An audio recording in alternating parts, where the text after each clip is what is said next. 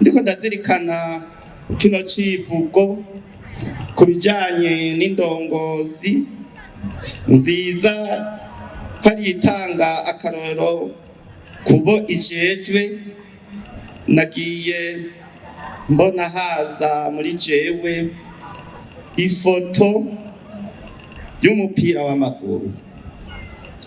Umupira w'amaguru wotubera akarorero keza ku bijanye no kwiga neza uburongozi. Muze murabe mu burongozi bw'umupira w'amaguru ukunga n'umupira w'amaguru utunganijwe, hariho umumenyereza, hakaba abakinyi, hakaba n'abarorerezi. Umumenyereza ni wapanga abakinyi, abapanze neza aratsinda, abapanze nabi naho agatsindwa. Kandi abakinyi bose baratandukanye mugabo bakinira hamwe. Umumenyereza ntashobora gufata ufise ingabirano yo gusama ngo aje kumukinisha imbere canke gucunga inyuma. Ukina hagati abafise iyo ngabirano yo gukina hagati, ukina imbere agakina imbere. Abarorerezi rero natwe naho twoshigikira gute umugwi uyu canke uriya dukunda, naho tuba benshi bangana gute, nta gitego twokwinjiza. Toraba gusa tugasemerera mugabo ahanini inya n'abakinyi. Hanyuma rero umumenyereza iyo abonye umukinyi atariko akina neza, ntarinda kumubaza ati ndakuruhurire, ubona gusa ifirimbi ivuga ukazobona haje uwundi nawe ugasohoka. Hanyuma rero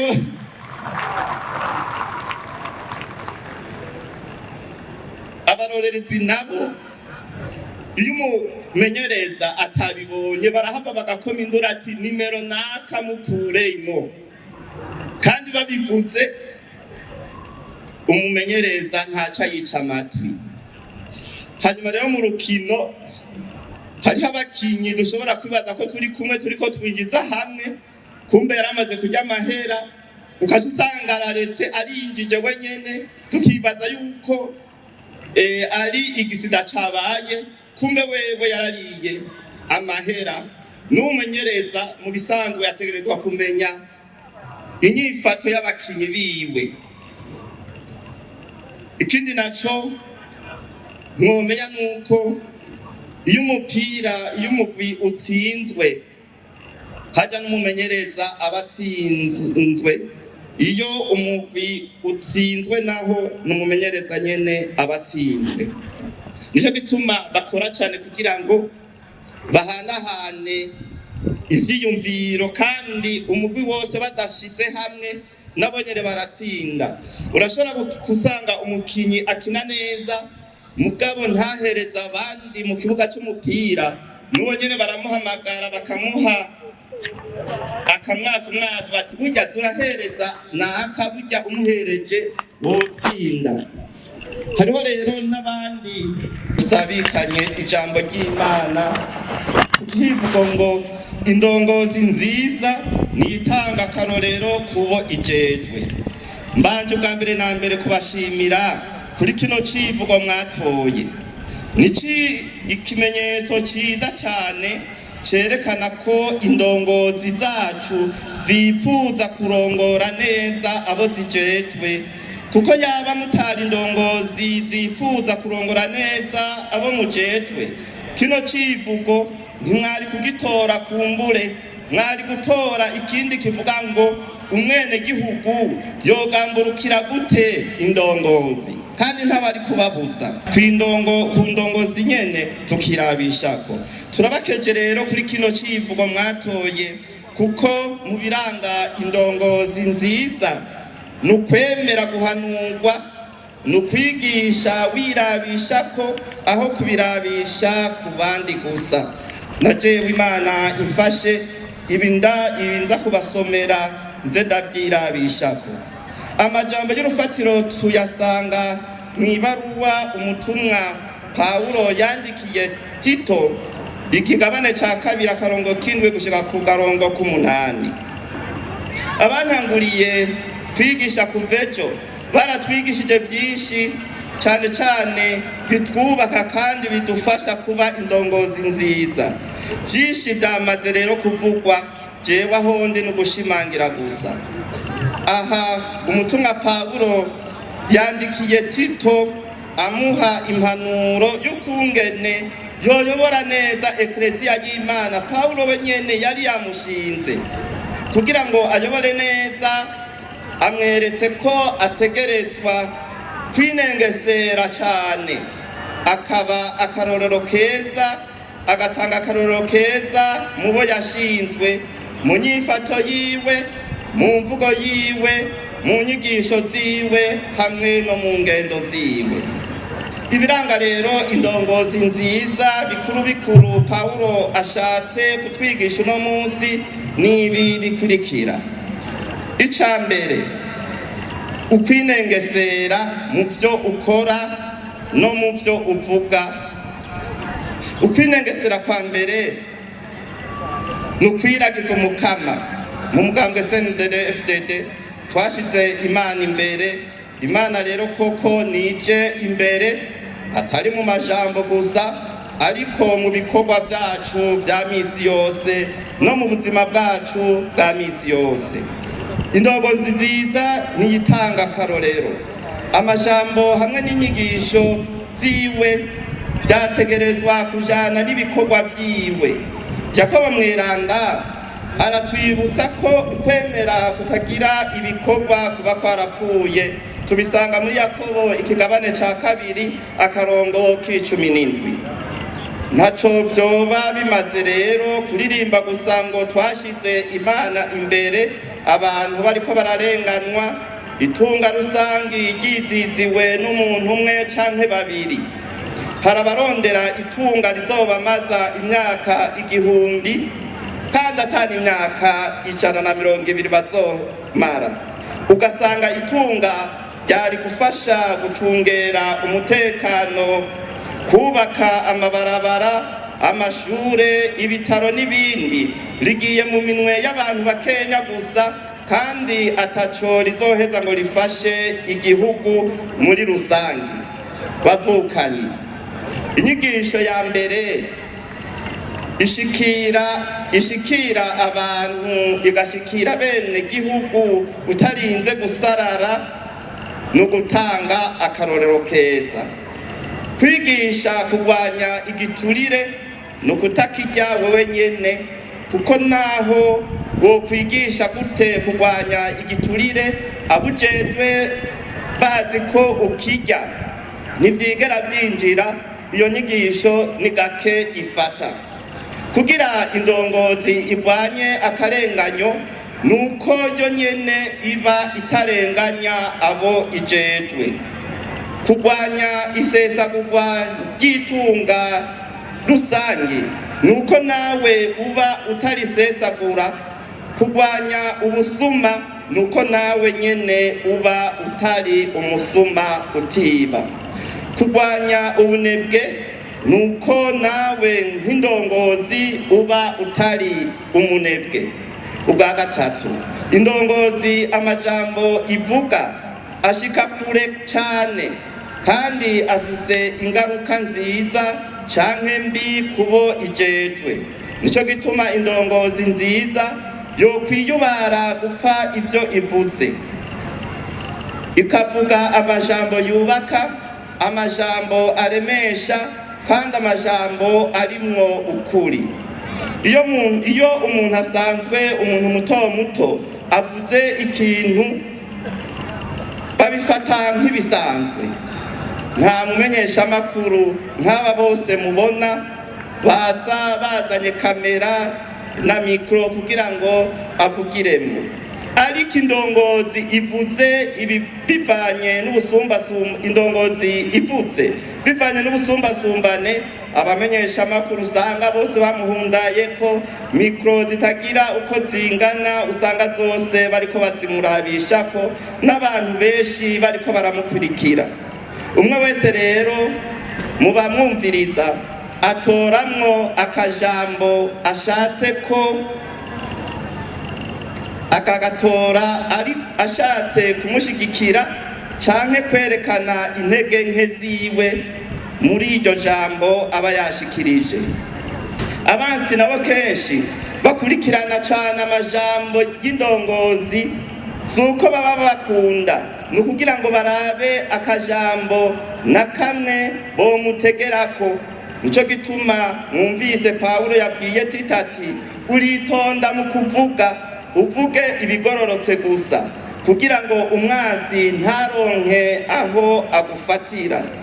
Ariko mwibuke ko ukwiyubara mu vyo tuvuga ntibisigura gupfana ijambo, ntibisigura kutavuga ukuri. Ubwa kane, ukuba indongozi ni iteka rihambaye, ariko kandi ndabibutse ko ari n'umusaraba. Ubwa mbere ni iteka kuko ikintu cose kirangutse ciza citirirwa wewe ndongozi. Abantu bose bifuza yuko uba inshuti yabo, bose bagira ngo ndakuzi, bose hariho n'abagira ati uyu tuva hamwe turavukana, uyu ndamushikira. Murumva ko ari iteka. Habonetse iterambere rirama ryitwirirwa wewe ndongozi.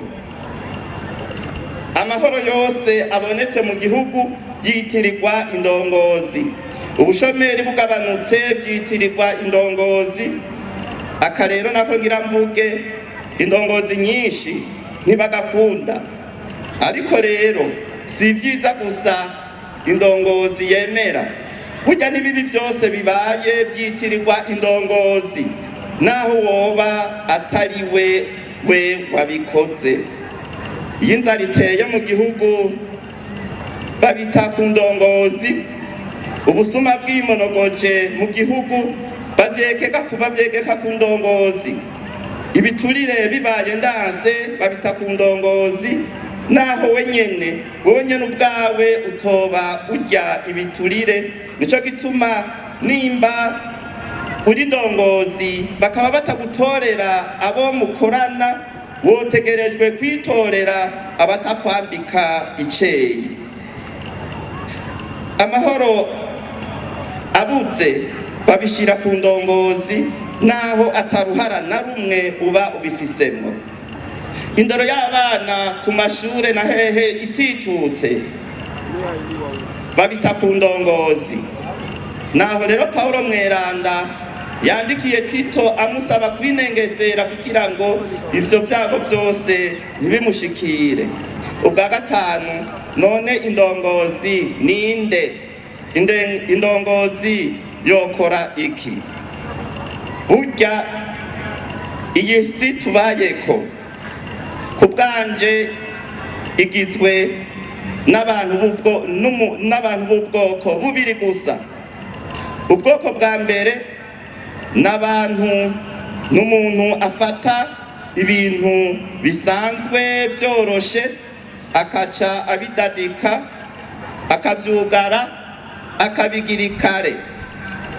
Uwundi ni uwufata ibintu vyari bidaditse, vyari bigoye, vyari bitoroshe, akabidadanura, akavyorosha, akabiha umurongo mwiza, bikaja ku murongo. Nimba rero uri mu bantu badadanura ibidaditse, koko wewe uri ndongozi, uhamagariwe guterera ngo igihugu gitere imbere. Nimba naho uri mu bantu badadika ibintu bisanzwe vyoroshe, nturi ndongozi. Sinzi rero wewe muri aba babiri mvuze aho uri, uwo wegamiye. Ingorane Uburundi bwagiye buracamwo ni ndongozi zimwe zagiye ziradadika ibintu byinshi byari byoroshe zikabigira ikare.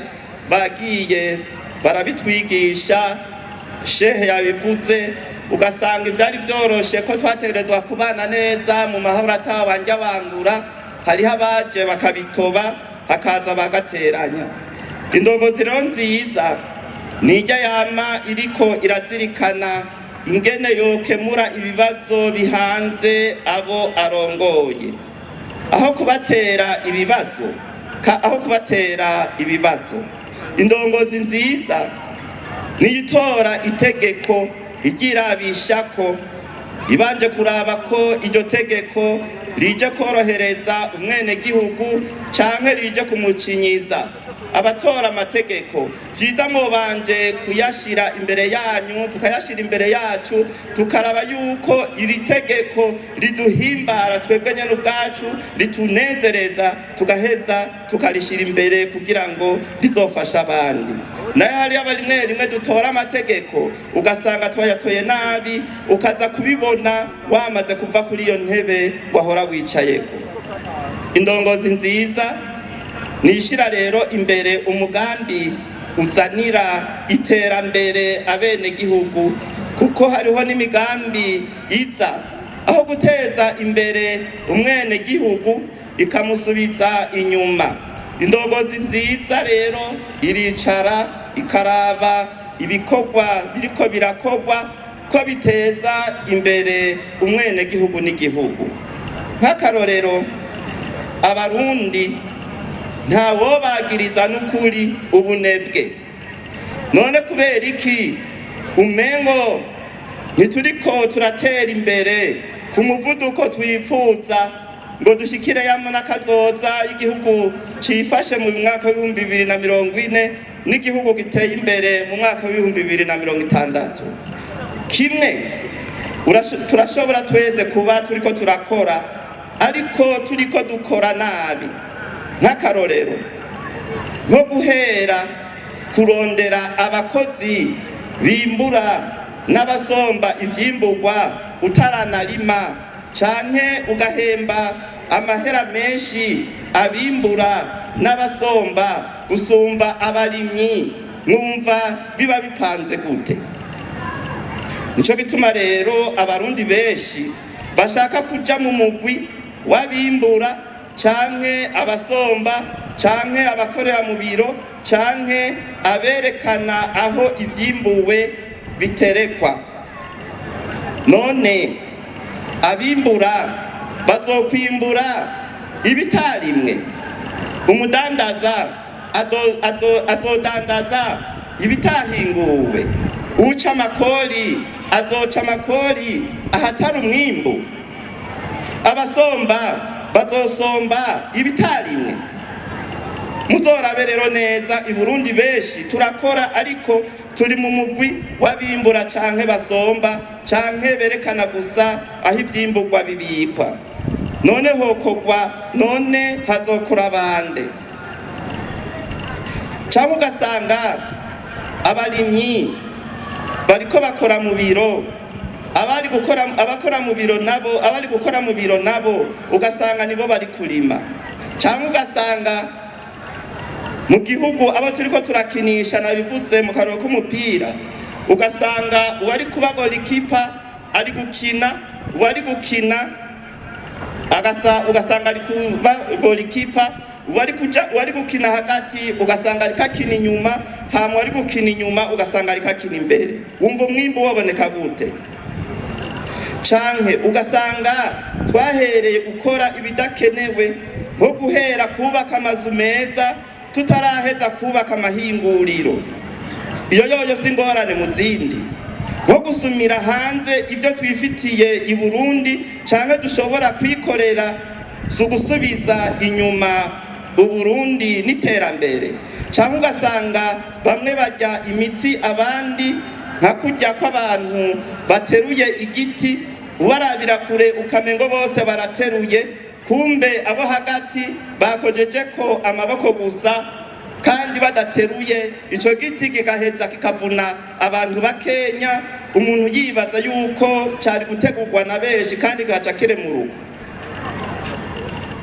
Igihugu gitere imbere, Musenyeri yarabivuze jo mu nkuka ya misa, twohera ku ndero y'ugwaruka kuko indongozi zirategurwa. Toraba ko imigambi ija imbere ihuye koko n'imigambi y'iterambere. Turashima cyane umugambi wo kurima umugambwe CNDD-FDD washize imbere, kandi birafasha abarundi bikagabanya inzara, kuko mu nda harara inzara hakazinduka inzigo.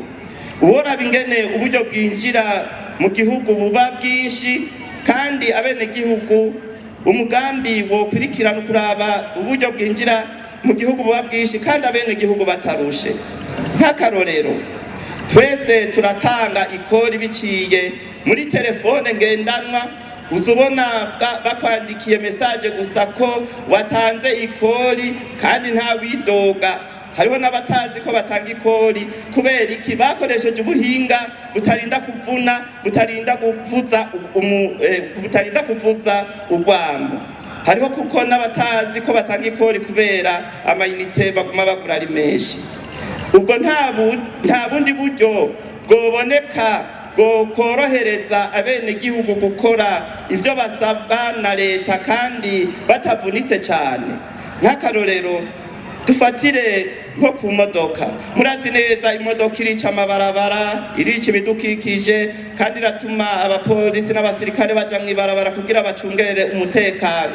Ariko nk'ababijejwe bose bagiye hamwe bakibaza ati none imodoka yoterera iki haba mu bidukikije, mu mabarabara no mu mutekano, bakaca biyumvira ayo mafaranga bakayatoreza biciye mu taxe muri dedouanement canke bakayashira mu gitoro. Ubwo nticoba ari ikintu ciza kiremurura bene gihugu, hanyuma mu nyuma bakazoza kwigaburira bonyene baravye ayo mahera uko bayakeneye.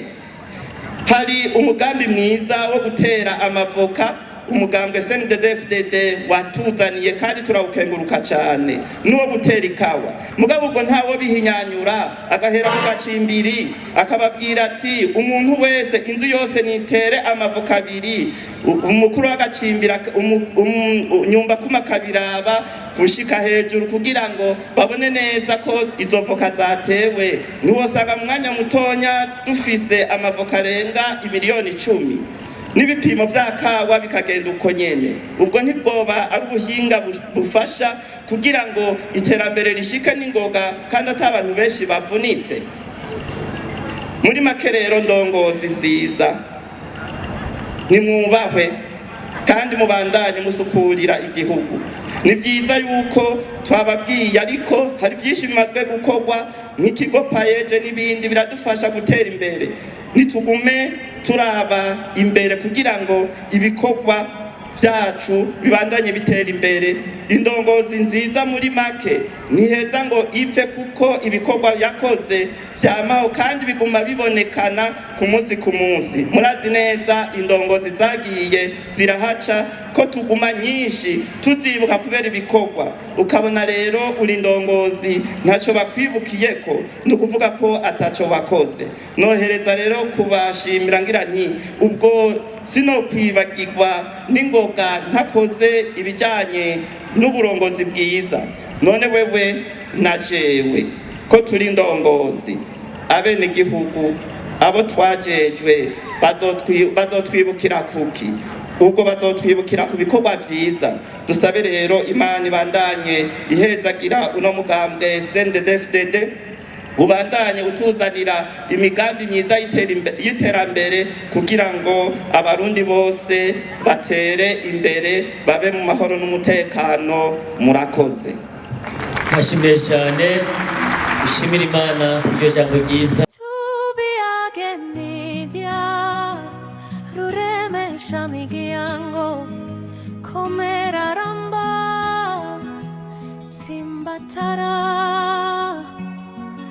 Amahoro kuri twese, muteramishi wacu tubiyage.